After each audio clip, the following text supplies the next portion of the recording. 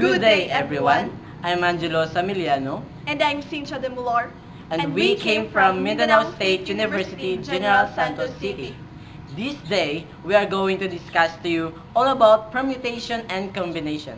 Before anything else, our objectives for these topics are: First, to define permutation and combination. second, to differentiate permutation and combination, And lastly, to solve problems involving permutation and combination. Okay, now, so let's start with permutation. There are basically types of permutation.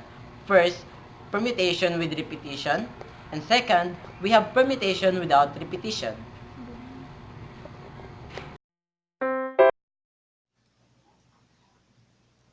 What is permutation?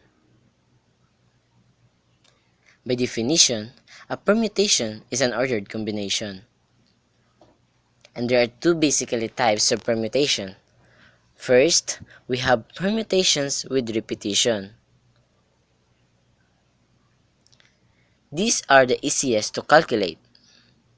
When we have n things to choose from, we have n choices each time, and when we choosing r of them, the permutations are n times so and so forth r times. In the other words, there are the possibilities for the first choice.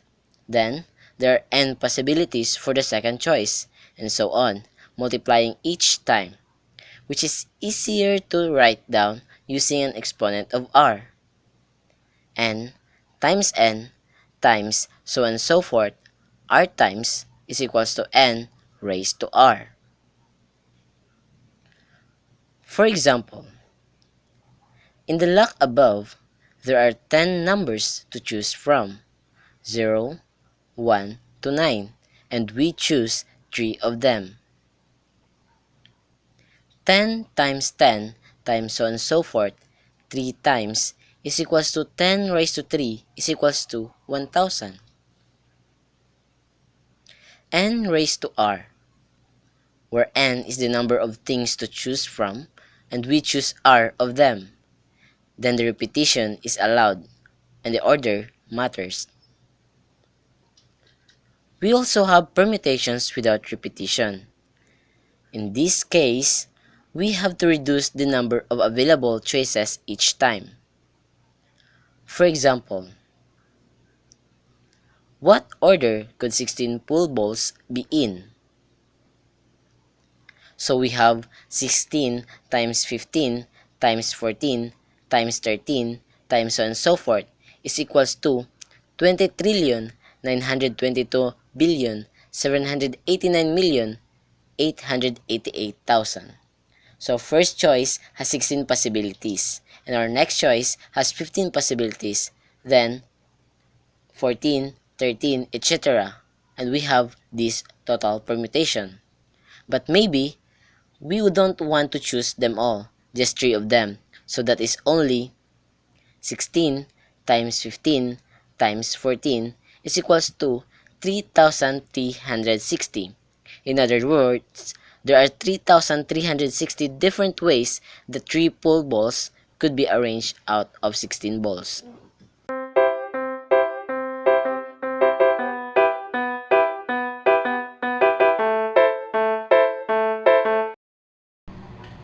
And now, let's proceed to combination. Basically, there are two types of combination. First, the combination with repetition, and second, the combination without repetition.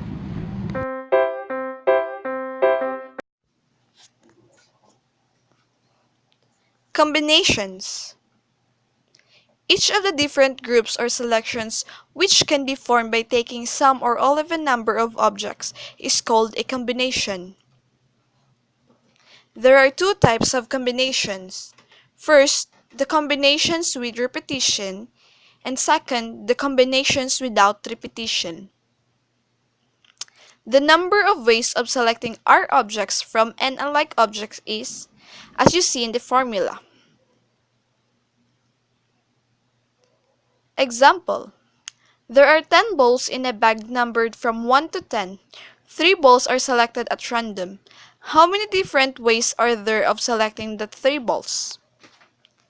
So the solution is 10c sub 3 equals 10 factorial equals 10 times 9 times 8 all over 3 factorial quantity 10 minus 3 factorial times 3 times 2 times 1, and the answer is 120.